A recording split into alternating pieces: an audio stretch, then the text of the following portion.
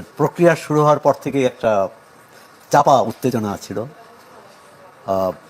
প্রার্থী, দল, নির্বাচন কমিশন, সরকার, প্রশাসন সবটা কার কার কী ভূমিকা এবং সেই ভূমিকা নিয়ে একে অপরের উপর অভিযোগ ছিল, আবার সহযোগিতাও ছিল। আর যে কারণে আমরা মোটামুটি একটা ভালো নির্বাচন করতে পেরেছি। তাই জন্য যারা নির্বাচনের সঙ্গে সংশ্লিষ্ট সবাইকেই ধন্যবাদ। রাজনৈতিক দলগুলোর মধ্যে বেশ উত্তেজনা ছিল এবং নির্বাচনের আমাদের যে প্রতিনিধি সর্বশেষ তথ্য, তাতে দেখা গেল যে অনেকগুলো আসনে বেশ হাড্ডাহাড্ডি লড়াই, যেটা যাকে বলে সমানে সমান। কেউ হয়তো 5,000 ভোটে এগিয়ে জিতেছেন, কেউ হয়তো হেরেছেন, কিন্তু লড়াইটা এমন ছিল যে চূড়ান্ত ফলাফলের আগে বলা যেত না যে কে জয়ী হবে, কে পরাজিত। একদমই। আমরা ঢাকা 17 আসনেও কিন্তু দেখেছি, যেখানে বিএনপি চেয়ারম্যান তারেক রহমান নির্বাচন করেছেন, সেখানেও জামাতের প্রার্থীর সাথে তার ব্যবধান কিন্তু খুব বেশি না। জামাতের প্রার্থী আপনার ধরেন ঢাকা 8-এর, যেটা অন্যতম আলোচিত আসন, আর সেখানে পাটোয়ারি হেরেছেন তো, কিন্তু খুব বেশি ভোটে নয়। কিন্তু অনেকেই ধারণা করেছিল যে পাটোয়ারি অনেক, এই ব্যবধানটা আকাশ পাতাল হবে, তাই সেটি হয়নি। এমনকি ঢাকা 12 আমরা যেখানে অবস্থান করছি, সেখানে জামাত ইসলামের প্রার্থী জিতেছেন, কিন্তু সেটার কারণ হচ্ছে প্রধানত যে বিএনপির ভোট ভাগ হয়ে গেছে। বিএনপির বিদ্রোহী প্রার্থী ছিল এবং বিএনপির মিত্র যাকে বিএনপি সমর্থন করেছিল, ভাগাভাগি হয়ে যাওয়ার কারণে এই জামাত ইসলাম প্রার্থী জিতেছে।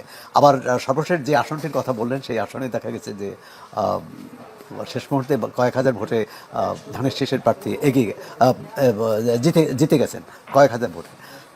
দেশের অন্য কোথাও আবার দেখা গেছে যে ব্যবধানটা অনেক বেশি, আবার কোথাও ব্যবধানটা কম। তো সুতরাং নির্বাচন চলার যখন ভোট গ্রহণকালে কিন্তু এই ধরনের উত্তেজনা ছিল যে কে হারে কে জেতে, এবং প্রথম দিকে যে ফলাফল আসছিল তাতে কিন্তু একটু বিশেষ করে বিএনপি শিবিরে একটু হতাশাই দেখা দিয়েছিল। এবং আমরা তড়িৎ দেখলাম যে জামাত ইসলামী এবং 11 দলের পক্ষ থেকে সংবাদ সম্মেলন করলো, এক ধরনের যে তারা জয়ী হতে যাচ্ছে এরকম। এবং বিএনপির পক্ষ থেকে কিছু অভিযোগের কথাও বলা হলো, কিন্তু রাত যত বাড়তে থাকলো তত দেখলাম যে ফলাফল গতি প্রকৃতি পাল্টে গেল। একটা হচ্ছে যে বাংলাদেশে আবার প্রমাণিত হলো বাংলাদেশের মানুষ মধ্যপন্থার সমর্থক, চায় যে বাংলাদেশ একটা তার চরমপন্থা নেবে না বা একটা কট্টর অবস্থান নেবে না যে কোনো রাষ্ট্র পরিচালনার ক্ষেত্রে। জামাত ইসলামী যদি অতীতের নির্বাচনগুলোর আমরা তুলনা করি, জামাত ইসলামী অনেক ভালো করেছে এবং তারা কিন্তু বেশ রাষ্ট্র ক্ষমতাকে মানে যারা ক্ষমতাসীন, মানে যারা অতীতে যারা ক্ষমতায় ছিল এবং এই নির্বাচনেও তাদের যে প্রতিদ্বন্দ্বী তাকে কিন্তু বড় ধাক্কা দিতে পেরেছে।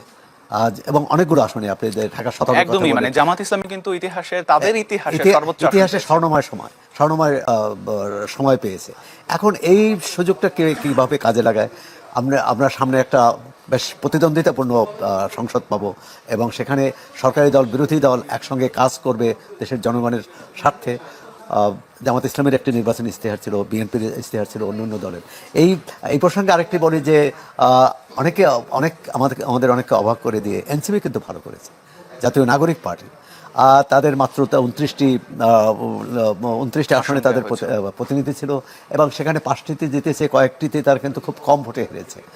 সুতরাং আমি বলবো যে, এবং তাদের দলীয় প্রধান জিতেছে এবং বেশ কী বলে একটা চমকই বলবো, কারণ অনেকেই ভাবছিলেন যে তার যে প্রতিদ্বন্দ্বী বিএনপির বেশ শক্তিশালী প্রার্থী ছিলেন, প্রভাব, প্রতিপত্তি, অর্থ ইত্যাদি, এবং নাহিদ ইসলাম জিতেছে।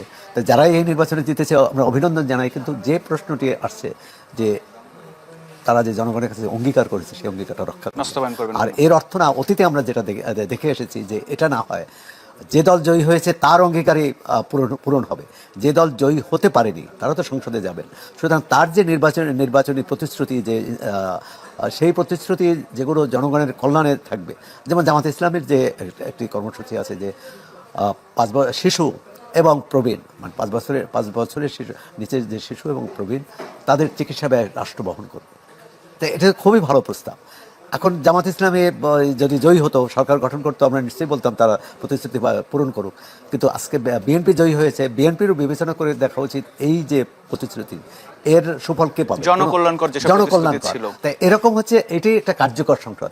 আর কিন্তু এখানে একটা অবাক বিষয় আপনি দেখেছেন যে গণভোটের যে ফলাফল, সেটা কিন্তু অনেকেই কি বলে এক ধরনের অবাক করার মতো এক ধরনের সরকারের ব্যবস্থাপনার ক্ষেত্রে প্রচণ্ড ঘাটতি ছিল এবং যেভাবে প্রশ্ন দেওয়া হয়েছে, যেভাবে প্রতীক দেওয়া হয়েছে, এটি এক ধরনের এলোমেলো ঘটনা।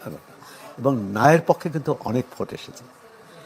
হয়তো বেশি পেয়েছে, কিন্তু নায়ের পক্ষে অনেক। এখন এরাই তো সেটাই বলছিলাম জনাব সোহরাব হাসান, যে গণভোটে আসলে সবগুলো দলের পক্ষ থেকে হ্যাঁ ভোটের পক্ষে প্রচারণা চালানো হয়েছিল, এবং আমরা দেখেছি যে সরকারের পক্ষ থেকে তো শুরু থেকে হ্যাঁ ভোটের পক্ষে প্রচারণা চালানো হচ্ছিল।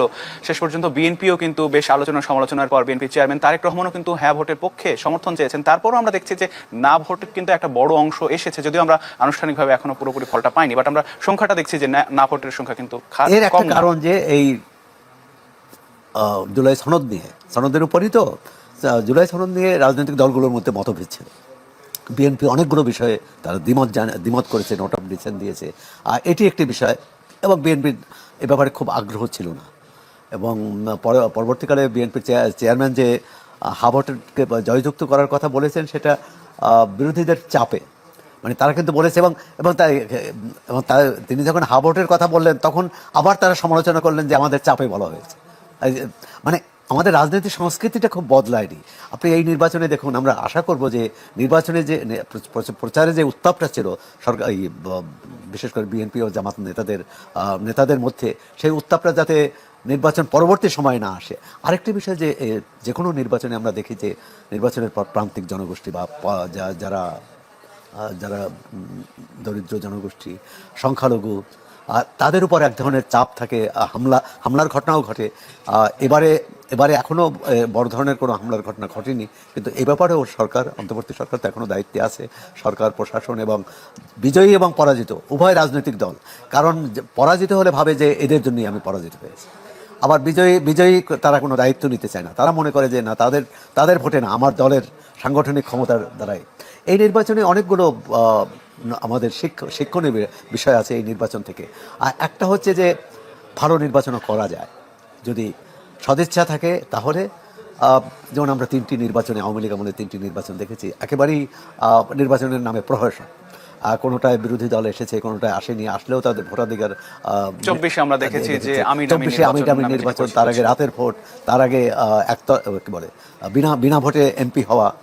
এর থেকে যে বেরিয়ে আসা, এটি আমি মনে করি যে এই নির্বাচন একটি মাইল ফলক হতে পারে, একটি দৃষ্টান্ত হতে পারে যে না, আমরা বাংলাদেশের মানুষ ভালো নির্বাচন করতে পারে, যেটা আমরা 91-এ প্রমাণ করেছি, 96-এ প্রমাণ করেছি, 2001 বা 8-এও। হ্যাঁ, তারপর কিন্তু যদিও ওইসব যারাই ওইসব নির্বাচনে হেরেছে, তারা সূক্ষ্ম কারচুপি, স্থূল কারচুপির কথা বলেছে। তা আমরা চাই যে এই নির্বাচনটা আমরা ভালো মতো করতে পারলাম।